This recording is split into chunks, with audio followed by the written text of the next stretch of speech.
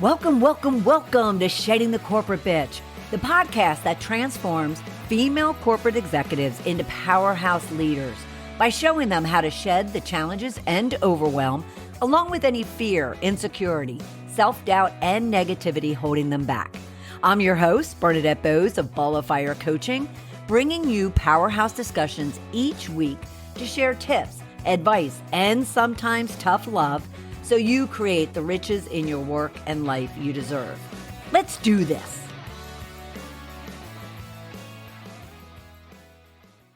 Today, we are going to get focused, get clear, organized, and excited about your goals, the success you can achieve, and the challenges that absolutely will come up along the way.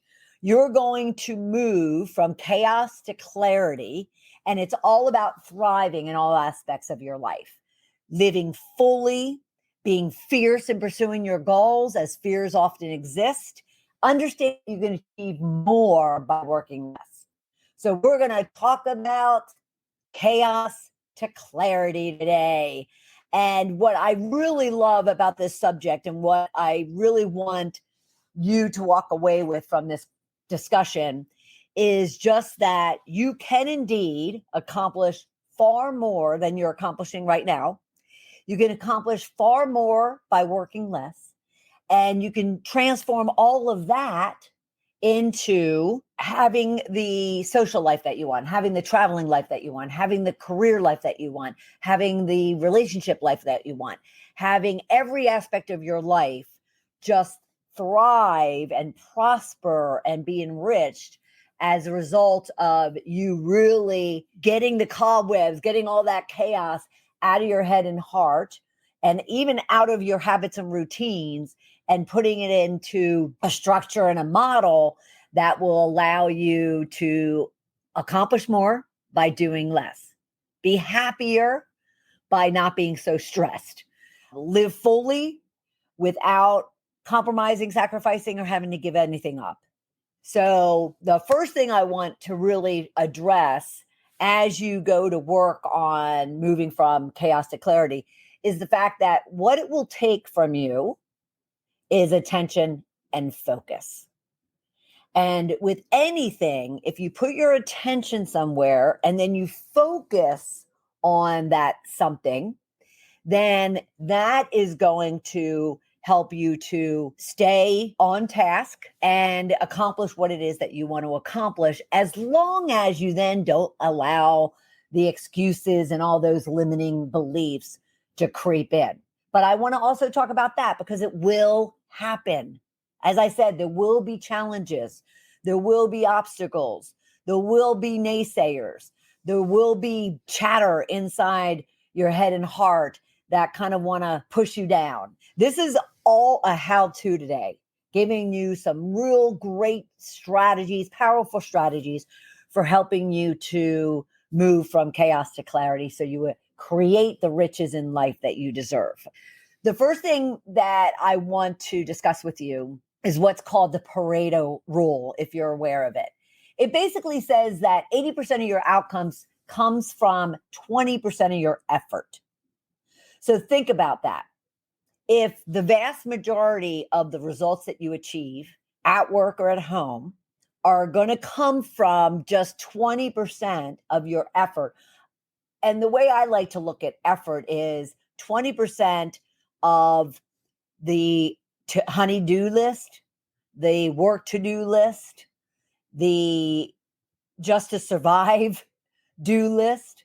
So that is kind of where your attention and focus needs to be and where the effort goes into. And so if you look at your current to-do list at home and at work, and you're getting yourself overwhelmed and you're getting yourself stressed out and you're getting yourself frustrated, then what I want to leave you with is the fact that if the Pareto rule is true and you get 80% of your outcomes from only 20% of that list or those lists that you have, then that should give you such great relief, such great confidence, such great breath to just relax, stop pushing, Stop killing yourself and enjoy the ride. So I want you to consider yourself at work and at home as a time manager, because we're talking about chaos to clarity. So we have to get rid of all those things that are just causing you to feel as if it takes you 180% of effort to get that 80% of outcome. So we want to flip that on its head. And I want you to consider that as you move forward, and if you want this week, this month, this year to be successful, then consider yourself to have a primary role as a time manager. All right. Time managers are both a role and a mindset. It's also the mindset of the fact that, yes, I would love to work far less and achieve far more than I'm doing currently. And therefore, I need that attention. I need that focus. I need that determination and that perseverance to just keep pushing even when it gets frustrated and hard, because those challenges and obstacles will come. And so a mindset's required that will allow you to say, despite that, because I know there will be challenges and fears and intimidations and struggles, I'm still going to do what I need to do in order to overcome, push through, and achieve my results. Because if your goals and ambitions at work or at home are that important and that true, that you truly want to accomplish these aspirations, these goals, these ambitions, then it's certainly not going to come easy, and it's certainly not going to come without you having to put effort in, having to sacrifice, having to make compromises, having to adjust. I want to hit hard on that because too many people just really would prefer that 20% of effort to create 80% of their outcomes without really kind of putting structure and habits and routines and disciplines and procedures in place. And if anyone comes up with the secret formula of how to do that without any of those things, please let me know. But it does take sacrifice. It takes compromises. It does take changes and shifts and restructuring in order for you to do something different, new, bigger, and better, and to accomplish it. And that's our goal. So as a time manager, I want you to really work on these following practices. And you can email me at bernadettebose@ballofireinc.com, or even go out to Shedding the Corporate Bitch, find one of our podcasts or this particular episode and leave your comments or even leave your questions regarding any of these techniques that I'm going to be sharing with you today. First off is goal setting. The first thing you absolutely need, even before you put your feet on the ground and first thing in the morning, is that purpose, that reason, that why you're going to get yourself out of your comfortable, warm, cozy bed and go out into this crazy world. You need to have goals. I'm talking your business goals, your leadership goals, your personal goals. Have all of them. And I separate business and leadership for a reason. The first thing people will say to me when I say, what are your goals? They'll sit there and they'll say, well, I have a goal to achieve this objective and to complete this initiative and to implement this project. That's business. Leadership is, if you ask yourself the question, what type of leader do I want to be? What do I need to do in order to become that type of leader? Those are your leadership goals. Those eventually get crafted into your leadership goals. What are those skills, traits, qualities of a leader that you want to and need to work on? The next one, once you have your goals, is priority setting. And what this is all about is the fact that your goals, and especially in the SMARTY methodology, your goals get translated into action. So you have a plan, but that's a laundry list. That's very much like, bringing together your at home and at work to-do list, and you have an action plan. But of course, you could have pages and pages. I remember, I'll tell a quick story. 7 or 8 years ago, one of my clients, we had just started working together. And I said, I really need you to take an inventory of all the to-dos that you have, all the things that you need to do in order to accomplish those goals, but more importantly, all those other to-dos that you feel that you have to do during your 9 to 5 work hours. So I showed up for our next session, and it happens to be face-to-face. And he had a yellow legal size, not the other size, letter size, legal size notepad with about 2.5 pages of tasks that he needs to do either to accomplish his goals or the fact that he needs to finish these things within the 9 to 5 time period. And I said to him, it's not a surprise that you're overwhelmed, because he had everything you can imagine on there. Not that he just had personal and business commingled, but he had personal type of tasks that were taking up so much of his work time, and it was eating into his personal time and his weekends. So priority setting is critical. You have your goals. And the first question I'm going to ask you as a coach is, all right, what are just those tasks from that list that you need to do in order to accomplish your goals? And in this case, we're going to talk pure business type of goals, okay? Business leadership type of goals. What are all of those tasks?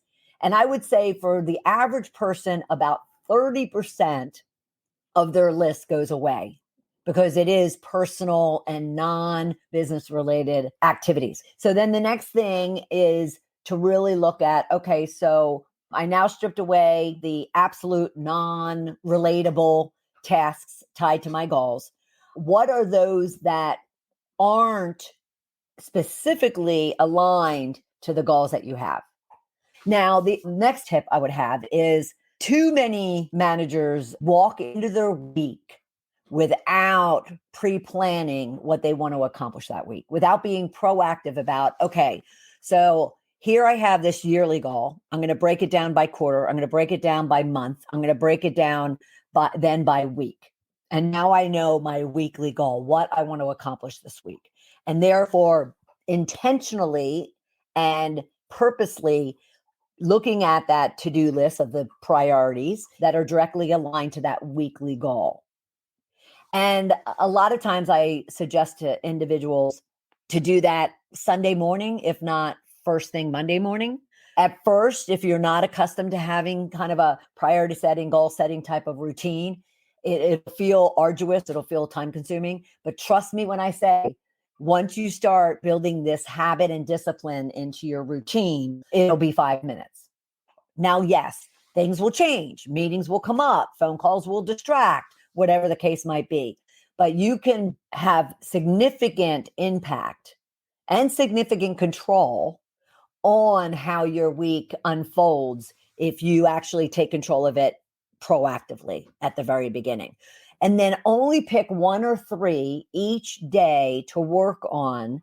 And there's no such thing as 2 number 1 priorities, whether that's your boss yelling at you, whether that's your team members yelling at you, or a vendor or a client yelling at you. There's always an overriding priority.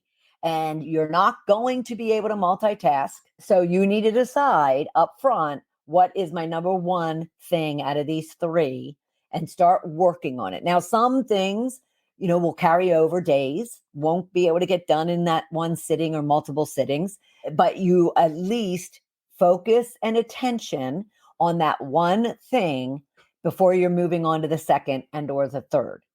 Now, what is really key about this? I often find clients that have their to-do list and they get things done on that to-do list. But at the end of the day, they lay on their couch and or get on a call with me and they're like, I got nothing done today, last week, this past month.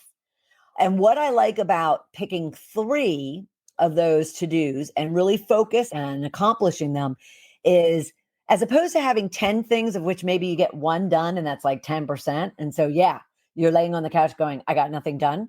You're only focused on 3 things. And therefore, even if you only got 1 thing done, a third of your list is completed. So that's goal setting and priority setting. Now, attention, we've talked about it. You need to purposely put attention to the task at hand, to the goals that you have, to the action plan that's defined by those goals, the 3 priorities that you pulled off. You need to do whatever you need to do to remove the distractions, move the interruptions, move the excuses, social media, email, the phone, people, if you're in an office, if you're at home, the kids, the dog, kitchen.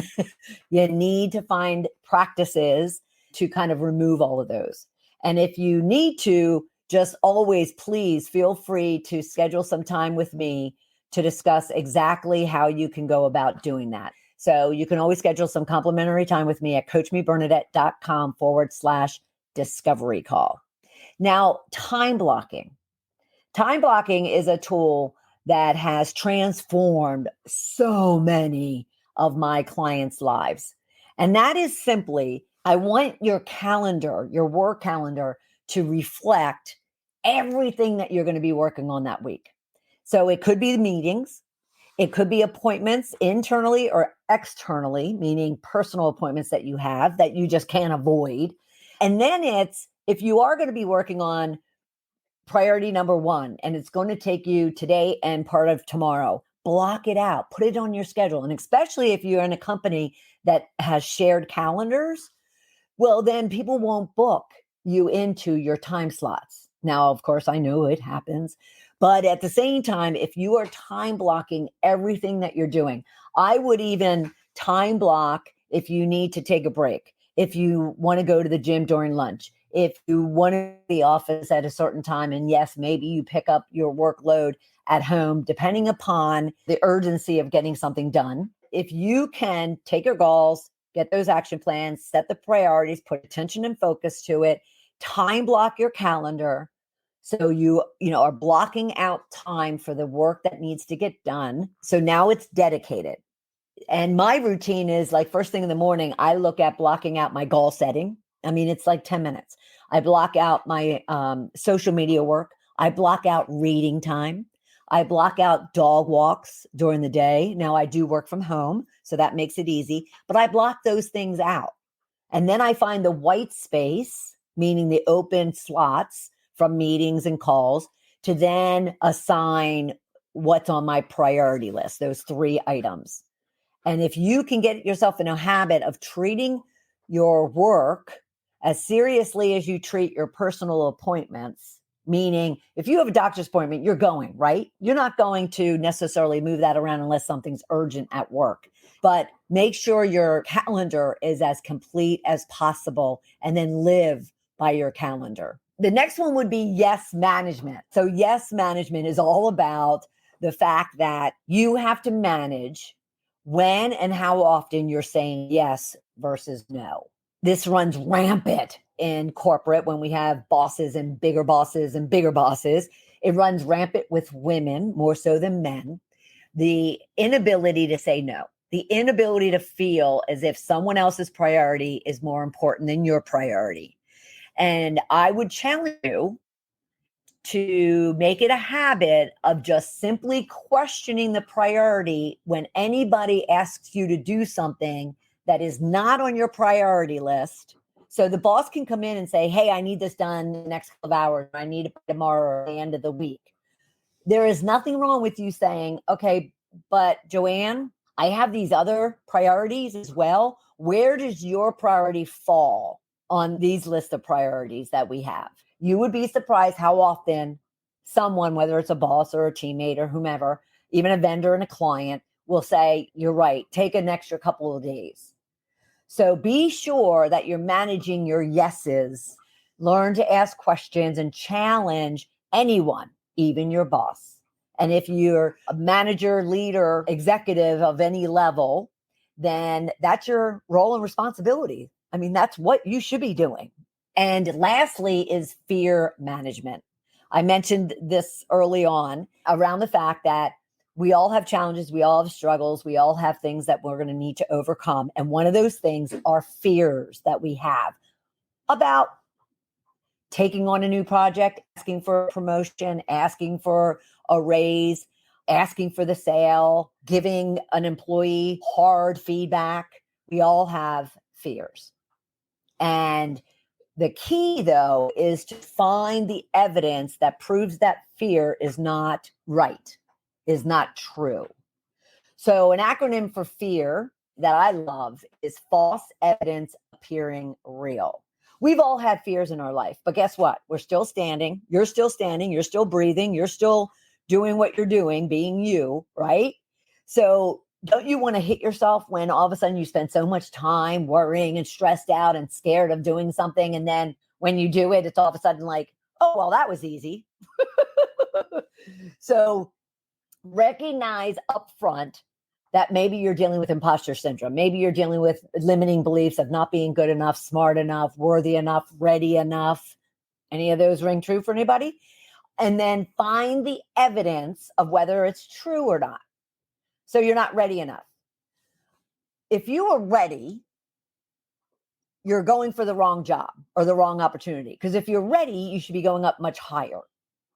No one's 100% ready for something, or the role or position or the project or opportunity they're going after isn't a challenge. It isn't the next step. It's not leveling up. Say to yourself, all right, so I'm feeling as if I'm not ready. Is that really true? Do I have the experience? Do I have the encounters? Do I have the relationships? Do I have the skills? Do I have the role and responsibilities? If you're scared of asking for promotion because you don't feel like you deserve it or you've earned it, really? Do the homework, do the research, find the evidence to prove it wrong. Oh, no. I've overexceeded. I've taken on new challenges, additional bonus opportunities. I have stretch goals. So I certainly have earned asking for a promotion. False evidence appearing real is what fear is. And you just simply need to acknowledge that, acknowledge you have that fear, and then look for the evidence that it's not true. And then what I want you to do is what I call honor your riches. I want you to actually take an inventory of all your skills, your experiences, your expertise, your accomplishments, your successes, even your lessons learned and best practices.